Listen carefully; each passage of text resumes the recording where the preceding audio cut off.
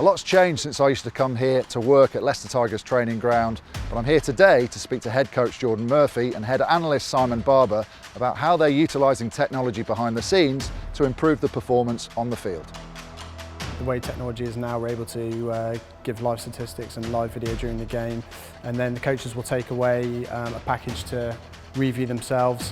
One of the things that the coaches wanted to do was try and up the level of coaching on the run. They're all radioed up, so we use the drone and the outdoor TV to radio through clips for players to look at with the coaches at the end of training. We obviously train most days and we want to watch the training back, and then we want to make a short package for each player and send that to them so they have learning opportunities. They can see the mistakes they're making.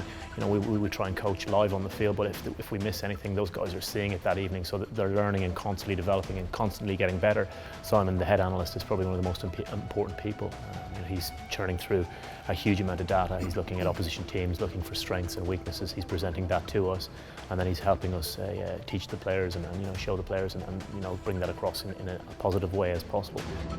Why is there a big bit of tech in the players' gym? So this is a Rico interactive whiteboard, and the reason it's in here is because a lot of the meetings stand on the feet and a bit of practical stuff, so it's a good opportunity to see the information and use the drawing tools, whatever's needed on the interactive display, and then actually walk through the bits and pieces. So that's frequently done with the line-out walkthroughs. So when you're in the gym, you can press a button and you can see a short package on your opposition player or strengths and weaknesses or whatever that may be. So from that point of view, it's a nice learning tool to have. How can technology help you guys manage your players' load over a season? Well, it probably less so for Simon, but our head of strength conditioning obviously will have GPS units on all of our players. So every time they train, we'll have an exact load of how fast they run, how far they go, the accels and decels. So we're keeping a really tight information package on guys. We know exactly where they are with regard to potentially becoming injured after they sort of hit certain flags. In the future, where can you see technology moving with rugby?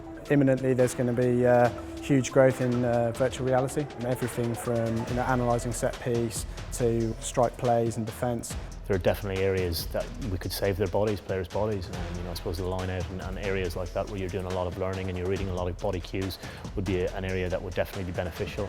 But I think just for decision makers to read cues of bodies and body language without having to go out and put miles on the clock, it would be really beneficial. So I'm hopeful that that's where it goes in the next few years.